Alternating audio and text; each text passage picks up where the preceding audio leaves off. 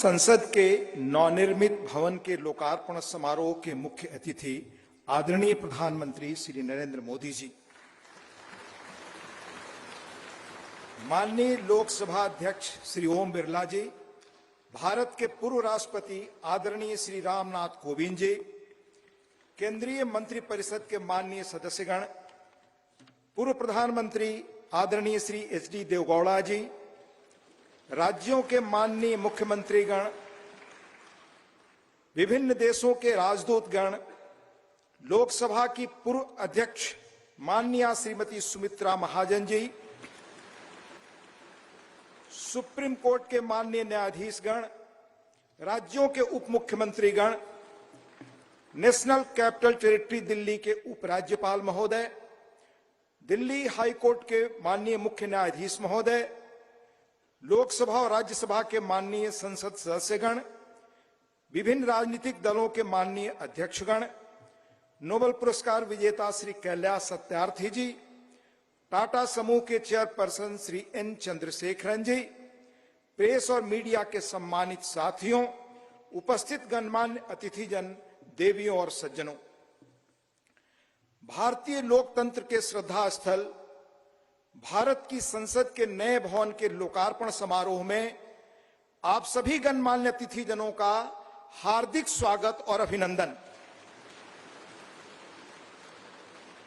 आजाद भारत की अस्मिता और हमारी समृद्ध लोकतांत्रिक विरासत का प्रतीक संसद के इस नए भवन को देश को समर्पित करने के ऐतिहासिक अवसर पर आप सभी का स्वागत करना अत्यंत सम्मान और सौभाग्य की बात है, अविस्मरणीय क्षण है।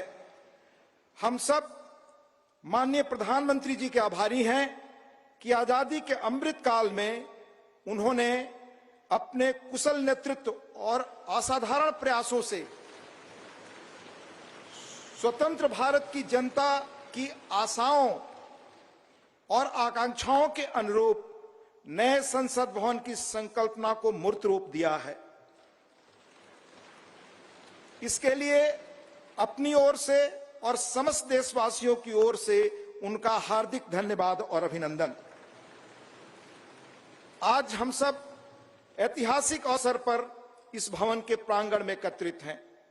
हमारे जैसे विशाल और जीवंत लोकतंत्र के लिए यह गर्व का क्षण है। सम्मानित अतिथिगण, हमारा वर्तमान संसद भवन देश की लोकतांत्रिक गतिविधियों का जीवंत केंद्र रहा है, हमारी प्रगति का मार्गदर्शक रहा है। यह भवन भारत की स्वतंत्रता प्राप्ति तथा अनेक संविधान निर्माण से लेकर हमारी गौरवशाली लोकतांत्रिक यात्रा के दौरान अनेक ऐतिहासिक घटनाओं का साक्षी रहा है। बदलते समय के साथ माननीय सदस्यगण अपने संसदीय दायित्वों के समुचित निर्वहन के लिए आधुनिक सुविधाओं एवं नई तकनीक से युक्त एक नए संसद भवन की आवश्यकता महसूस कर रहे थे।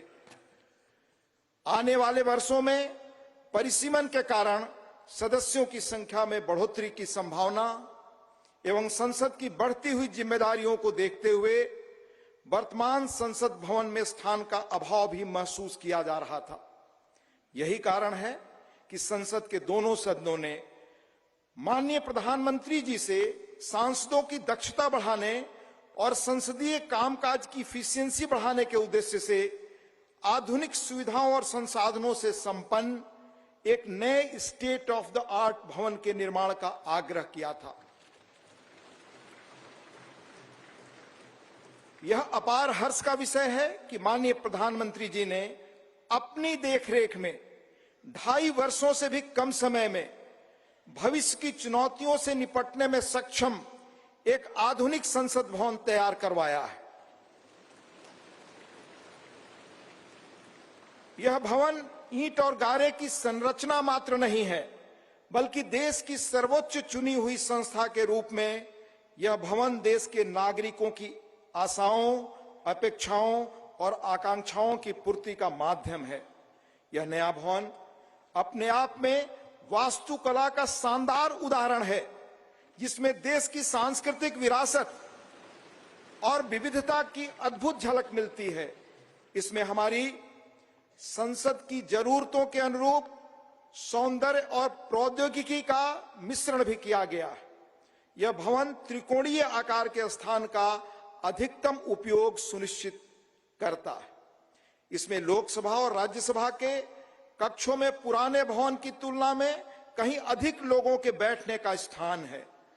इन कक्षों में प्रत्येक सदस्य के लिए पूरी तरह डिजिटली वायर्ड इंटरनेट प्रोटोकॉल आधारित प्रणाली एवं इंटीग्रेटेड मल्टीमीडिया डिस्प्ले की सुविधा, अतिरिक्त सुरक्षा बटन के साथ मतदान प्रणाली सहित अन्य आधुनिक सुविधाएं भी उपलब्ध कराई गई हैं, ताकि माननीय सदस्य अपने कर्तव्यों का दक्षतापूर्वक निर्वहन कर सकें। देश की गौरवशाली लोकतांत्रिक यात्रा में आज का दिन एक महत्वपूर्ण पड़ाव है। अगले 25 वर्षों में जब हम आजादी का शताब्दी वर्ष मना रहे होंगे, तब इस अमृत काल में निर्मित यह नया संसद भवन हमारे जनप्रतिनिधियों के लिए प्रेरणा का स्रोत होगा। इस भवन में बैठकर हमारी संसद देश के स्वर्णिम भविष्य के निर्माण के लिए अनेक कालजयी निर्णय लेगी, और वह दिन दूर नहीं जब भारत आने वाले वर्षों में विश्व के लोकतांत्रिक देशों में शिखर पर होगा और समस्त विश्व को प्रभावी नेतृत्व देगा।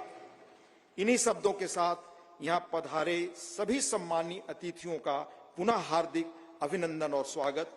धन्यवाद। जय हिंद।